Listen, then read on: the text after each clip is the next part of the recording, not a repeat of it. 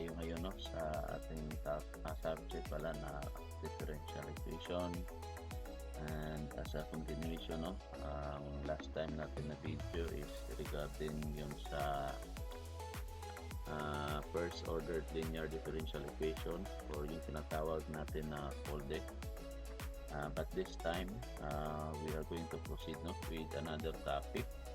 At ito yung Bernoulli equation, and this would probably be the first part no, of the 3 videos I made no, for this subject and for this topic, Bernoulli equation. And bago tayo mag-umpisa, we will discuss first no, the theory behind this Bernoulli equation. Huwag niyong kalimutan po mag-subscribe no, sa YouTube channel at saka para maging updated din kayo sa susunod na mga videos no, regarding sa subject na to. Okay, so let's proceed directly no, to this Bernoulli equation. And this Bernoulli equation is actually meron siyang standard form no. Ito yung standard form niya, dy over dx plus y times the p as a function of x is equal now to y to the n times this q as a function of x. Kung natatandaan niyo yung FOLDE no, ang form niya is halos pare-pareho lang siya except na meron siyang y to the n no, dito sa ating right hand side no, of this equation. Kasi yung sa FOLDE is dy over dx siya plus y times the function of this p as a function of x is equal now to q as a function of x. Yun yung sa FOLDE. But dito sa Bernoulli equation is dinagdagan lang yung right side ng standard form ng variable na y to the n. Okay? So, yun ang kaibahan ng FOLDE at saka itong Bernoulli equation. So, regarding with this one, ang first na step nyo is you have to memorize no, this standard form.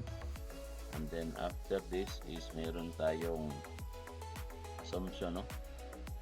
Actually, meron tayong assumption dito.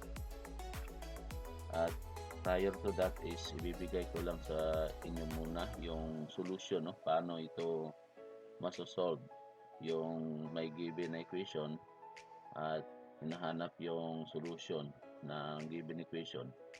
So gamitin mo itong solution na ito, y raised to the exponent of 1 minus n times your phi is equal now to the integral of this function q subscript r as a function of x times phi dx plus c. Okay, so ito ang solution niya. So just remember this one, and if you can encounter a given equation in this form, so ito ang gagamitin mo para ma-solve mo yung solution niya with your value of phi equal now to the e raised to the power of this integral of this p subscript r as a function of x dx. At sa ngayon magtatanong kayo no, why is it said that itong q subscript r as a function of x at itong p subscript r as a function of x, doon sa standard form natin is p as a function of x lang siya at saka q as a function of x. Okay, so valid na reason yan no. We will discuss no, paano nagiging p subscript r as a function of x itong p as a function of x at naging q subscript r as a function of x naman itong q as a function of x.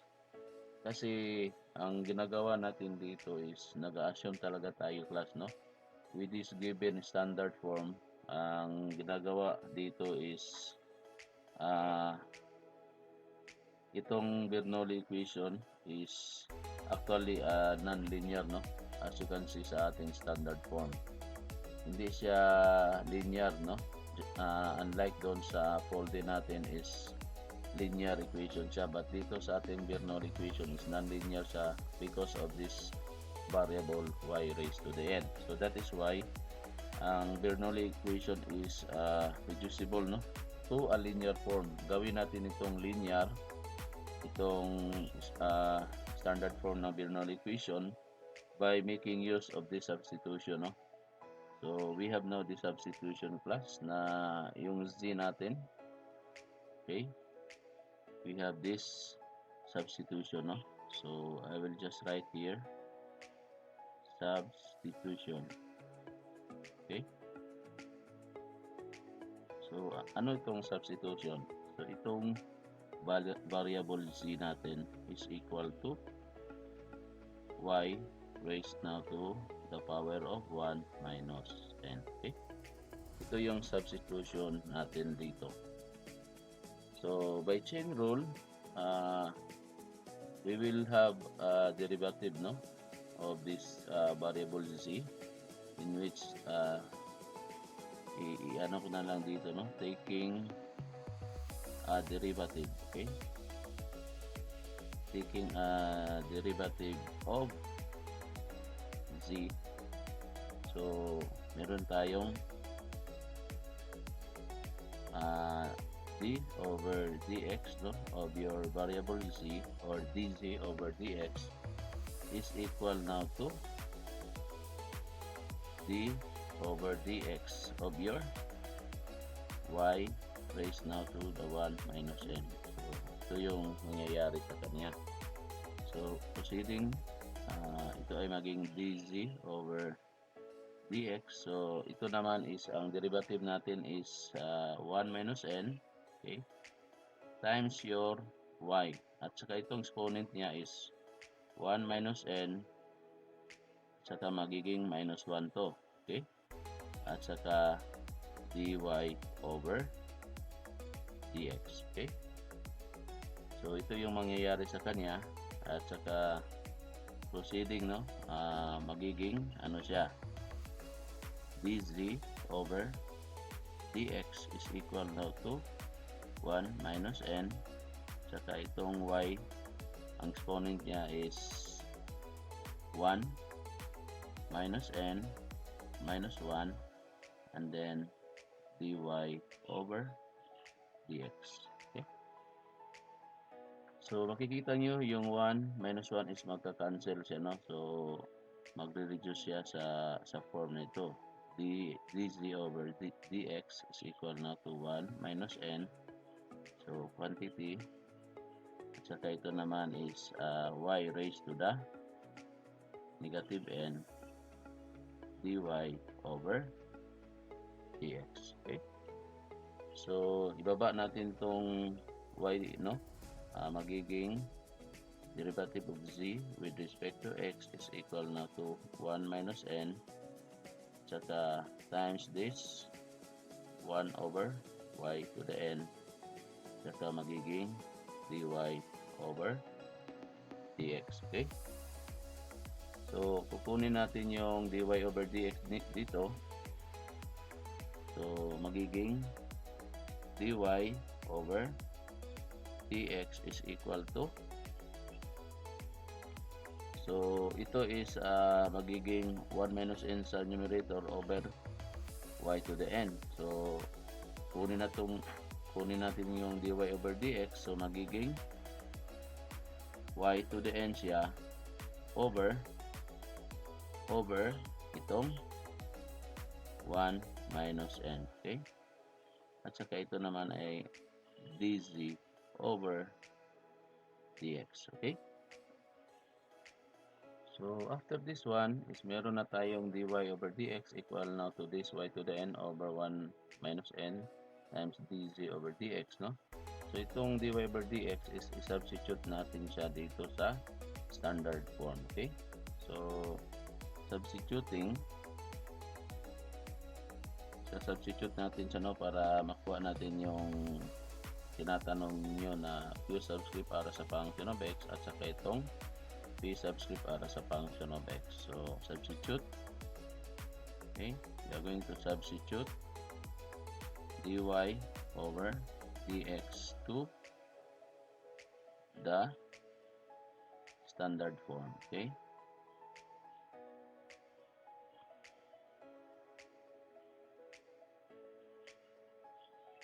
so ang mangyayari dyan is ito yung dy over dx plus y times p as a function of x is equal now to y to the n, and then meron tayong q as a function of x. Okay? So, ito yung maging dy over dx natin, no? So, we have here y to the n over 1 minus n, saka ito yung dz over dx plus ito namang isa is y times p as a function of x is equal now to y to the n q as a function of your x. Okay? So after that one is i-multiply natin ito, no, para maging dz over dx na lang siya. So probably i-multiply natin siya ng multiply with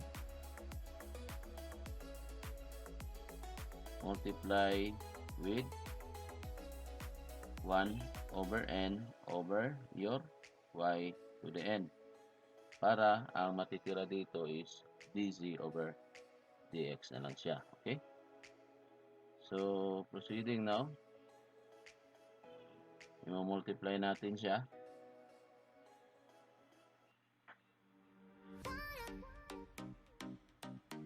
So ang mangyayari sa kanya is meron tayong y to the n over your 1 minus n, saka ito yung dz over dx. Okay? Plus y p as a function of your x is equal now to y to the n and then q as a function of x, and then we're going to multiply this one with 1 minus n over your y to the n. Okay, so you distribute this one, no, to its term, so magka-cancel out yung y to the n, so 1 minus n. So ang matitira dito is dz over dx plus ito naman dito is meron tayong y over yn, no? So ang mangyayari sa kanya is magiging y raised now to 1 minus n siya, no? Kasi ang ano sa kanya dito is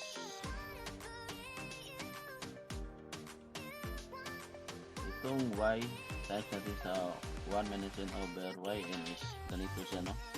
Ito is y times 1 minus n over yn. So probably ang mangyayari dito is yung y natin lang is exponent niya is 1 divided by yn, so magiging y raised to the 1 minus n, no? Dahil dito. At saka ito namang isa is 1 minus n times this p as a function of x is equal now to ito naman is dito, so nagka-cancel out yung y to the n, so ang nangyayari dito is 1 minus n times this q as a function of your x. Okay? So proceeding tayo. Base dito is meron tayong substitution, no? As you can still remember, but meron tayong substitution na ang z natin is equal now to y raised now to the 1 minus n, no? Meron tayong substitution na z is equal now to y raised to the 1 minus n. So meron tayo ditong y raised to the 1 minus n, no? So pwede natin ma-replace siya dito ng z. So magiging ano siya dito, dz over dx plus, so replacing this one with z, okay, and then 1 minus n, and then meron tayo ditong p as a function of x is equal now to 1 minus n, then meron tayo ditong q as a function of your x.